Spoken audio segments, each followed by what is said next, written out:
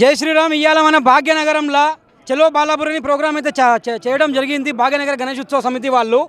ఈ ప్రోగ్రామ్ ఎందుకు అని చెప్పేసి చాలామంది అనుకుంటున్నారు. ఇల్లీగల్ రోహింగ్యాస్ ఎవరైతే బంగ్లాదేశ్ నుంచి మయన్మార్ని బర్మా అని కూడా అంటారు, అక్కడి నుంచి ఎవరైతే వచ్చారో వాళ్ళని తరిమి కొట్టడానికి ఇక్కడి నుంచి మేమైతే ఈ ప్రోగ్రామ్ అయితే చేయడం జరిగింది. సో ఈ ప్రోగ్రామ్ చేయడం వల్ల ఒక లాభం ఏంటిదనేది నేను చెప్తా, ఒక నష్టం అనేది కూడా నేను చెప్తా. అంతకుముందు మన భారతదేశం అఖండ భారతదేశం ఉండే. పాకిస్తాన్, ఆఫ్ఘనిస్తాన్, బంగ్లాదేశ్, శ్రీలంక, నేపాల్ ఇవన్నీ మన భారతదేశంలో ఉండే. కానీ భారతదేశం అన్ని పార్ట్స్గా విడిపోయింది. ఫర్ ఎగ్జాంపుల్ కైకేయి అంటే పాకిస్తాన్ ఉండే, గాంధార్ దేశం అంటే ఆఫ్ఘనిస్తాన్ ఉండే, అట్లానే పర్షియా అంటే ఇరాన్ ఉండే. ఇప్పుడు అక్కడ ఏమైందంటే ఇమిగ్రెంట్ పాపులేషన్ అనేది పెరిగింది. ఈ ముస్లిం పాపులేషన్, ఇల్లీగల్ ఇమిగ్రెంట్ పాపులేషన్ పెరిగింది కాబట్టి ఆ కంట్రీలో ఒక పేర్లే మార్చినారు. ఆ కంట్రీలో ఒక ముస్లిం పాపులేషన్ కంట్రీ అని చెప్పి డిక్లేర్ చేసినారు దాన్ని. అంటే ఫర్ ఎగ్జాంపుల్ కైకేయి పాకిస్తాన్, గాంధారి ఆఫ్ఘనిస్తాన్, అట్లానే మనకి ఇది ఈ పర్షియా వచ్చేసి ఇరాన్ అని చెప్పేసి చెప్పినారు. ఎందుకు? ముస్లిం పాపులేషన్ ఎక్కువైనారు, అక్కడి నుంచి ఉన్న ధర్మంని వాళ్ళు తరిమి కొట్టినారు. కానీ మన భారతదేశంలో ఇన్ని సంవత్సరాల నుంచి వాళ్ళు ఏం చేసినా కూడా ధర్మాన్ని తరిమి కొట్టలేకపోతున్నారు. అంటే దీనికి ఒక ఇంటర్నేషనల్ ఒకటి ఏం జరుగుతుందంటే ఇల్లీగల్ ఇమిగ్రెంట్స్ని ఇండియాలోకి పంపియండి అని చెప్పేసి చెప్తున్నారు. ఇల్లీగల్ ఇమిగ్రెంట్స్ ఎక్కడి నుంచి వస్తున్నారు అని చెప్పేసి చాలామంది అడుగుతూ ఉంటారు. చాలామందికి ప్రశ్న వస్తుంది. ఇల్లీగల్ ఇమిగ్రెంట్స్ మనకి అస్సాం నుంచి వస్తారు, ఇల్లీగల్ ఇమిగ్రెంట్స్ నుంచి బార్డర్ స్టేట్స్ నుంచి వస్తారు, ఇల్లీగల్ ఇమిగ్రెంట్స్ బెంగాల్ అయితే అందరికీ తెలిసిందే. ఆల్రెడీ మన భారతదేశంని ఖండాలుగా డివైడ్ చేసినా కూడా, ధర్మం ప్రకారంగా డివైడ్ చేసినా కూడా వాళ్ళు అప్పుడే అక్కడికే వెళ్ళిపోవాలి. కానీ ఇక్కడ ఉన్న భారతదేశంలో ఉన్న ముస్లిమ్స్కి ఈ ప్రోగ్రామ్ అనేది యాంటీ కాదు. ఈ program only anti for the people who are illegal immigrants in India. ఇప్పుడు అక్కడ ఏమవుతుంది అంటే ఇక్కడ వాళ్ళని ఫస్ట్ ఎవరు సపోర్ట్ చేస్తున్నారు? ఇక్కడ వాళ్ళకి రాగానే అయితే వాళ్ళకి ఆధార్ కార్డ్ అయితే మనం గవర్నమెంట్ అయితే ప్రొవైడ్ చేయదు, పాన్ కార్డ్ అయితే వాళ్ళకి గవర్నమెంట్ ప్రొవైడ్ చేయదు. మనం చాలామంది వీడియోస్లో చూస్తున్నాము, ఇంకా నార్త్ ఇండియన్ వీడియోస్లో మీరు చూడొచ్చు. వాళ్ళకి లోన్ ఇవ్వడం జరుగుతుంది, వాళ్ళకి బ్యాంక్ లోన్ వస్తుంది, వాళ్ళకి హౌస్ లోన్ వస్తుంది. అసలు ఒక ఇమిగ్రెంట్కి లోన్ ఎక్కడికి వస్తుంది అని చెప్తే వాళ్ళ దగ్గర డాక్యుమెంట్స్ ఉన్నాయి. డాక్యుమెంట్స్ అనేవి వాళ్ళ దగ్గర ఎక్కడికి వెళ్ళి ఉన్నాయని చెప్పేసి కూడా ఒక చాలా పెద్ద ప్రశ్న. డాక్యుమెంట్స్ వాళ్ళకి ఎవరు జనరేట్ చేసిస్తున్నారు? వాళ్ళ మీద ఫస్ట్ ఎన్ఎస్ఏ పెట్టాలి, నేషనల్ సెక్యూరిటీ యాక్ట్ వాళ్ళ మీద పెట్టాలి. డాక్యుమెంట్ వాళ్ళకి ఎవరైతే జనరేట్ చేసిస్తున్నారో వాళ్ళ మీద యూఏపీఏ పెట్టాలి.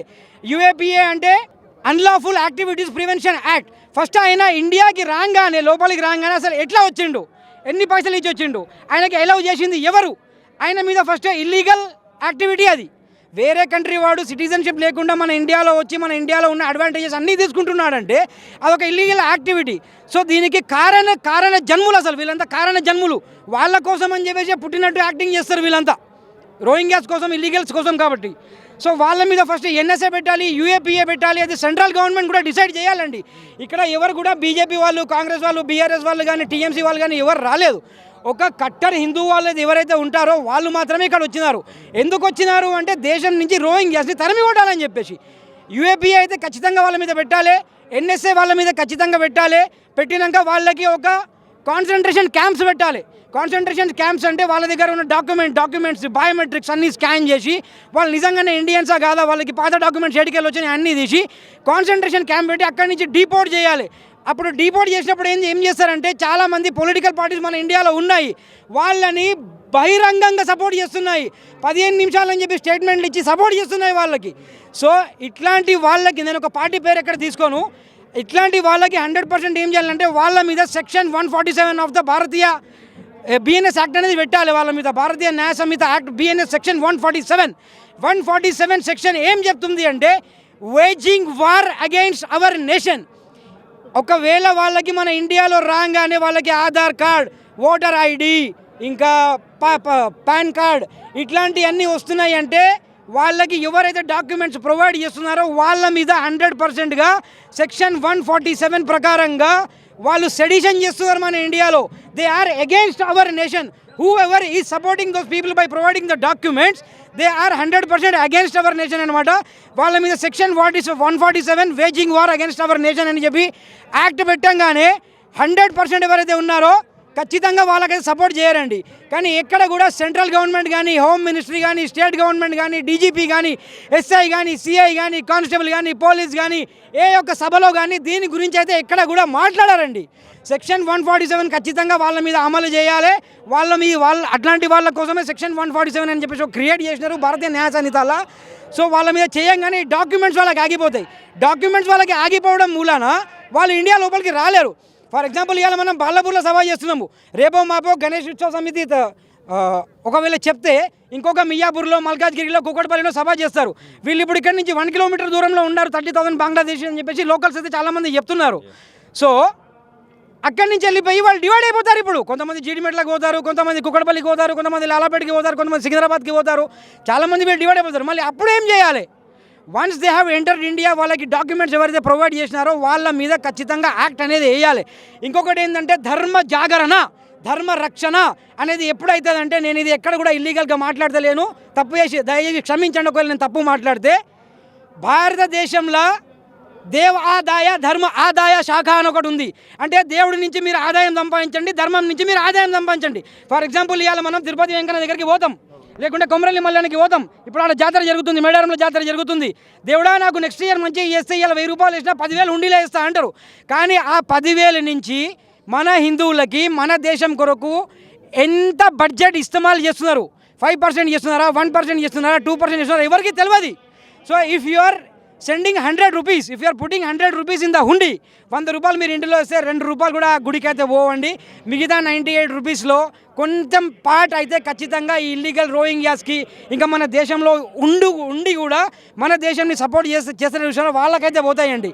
నేను ఎందుకు చెప్తున్నా ఈ మాట అంటే, దేవాదాయ ధర్మాదాయ శాఖ ఉంది, చర్చ్ ఆదాయ శాఖ ఉందా, గురుద్వారా ఆదాయ శాఖ ఉందా, చర్చ్ ఆదాయ మసీద్ ఆదాయ శాఖ ఉందా, మద్రసా ఆదాయ శాఖ ఉందా, ఈద్గా శాఖ ఉందా?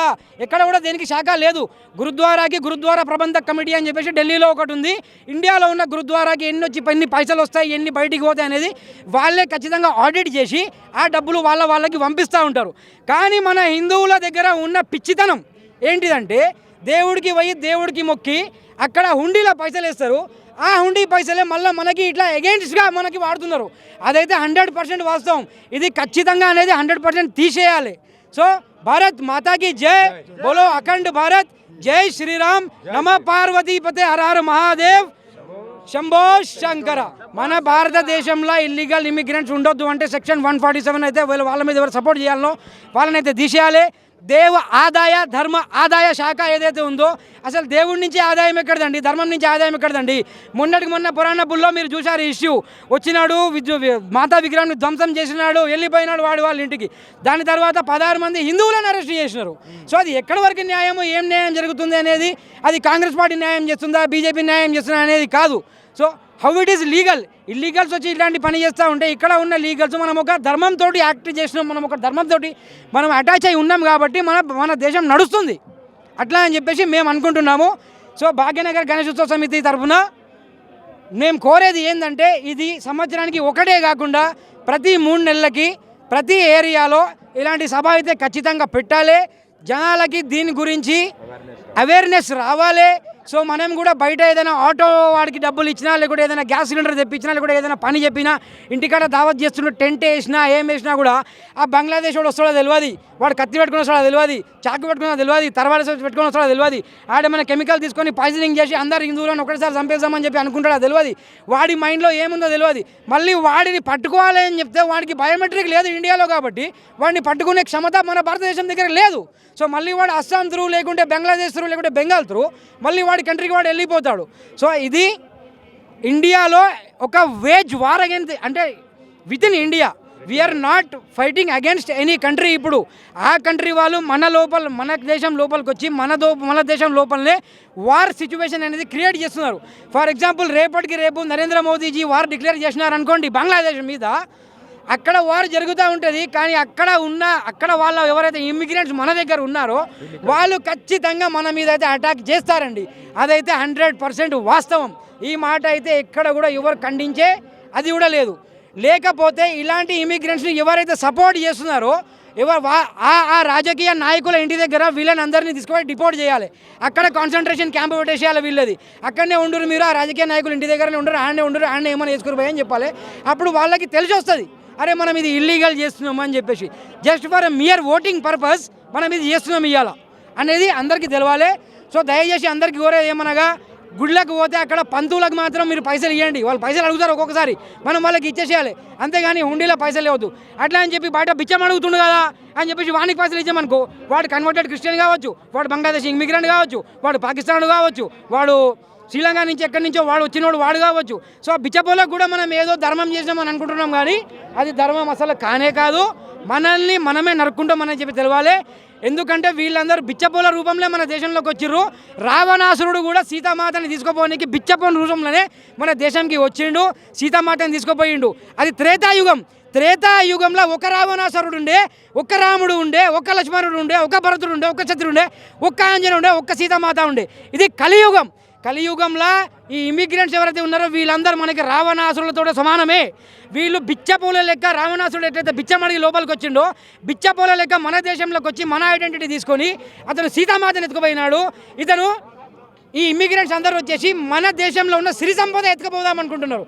మన దేశంలో ఉన్న సిరి సంపద ఏంటంటే మన ఆడవాళ్ళు, మన మినరల్స్, మన మెటీరియల్స్. మన దేశంలో ఉన్న సిరి సంపద ఏంటంటే మన democracy. They are hitting on our democracy. So ఇది ఖచ్చితంగా ఖండించాలి. జై శ్రీరామ్, భారత్ మాతా की जय, छत्रपति शिवाजी महाराज की जय, नमः पार्वती पते हर हर महादेव शंभो शंकर.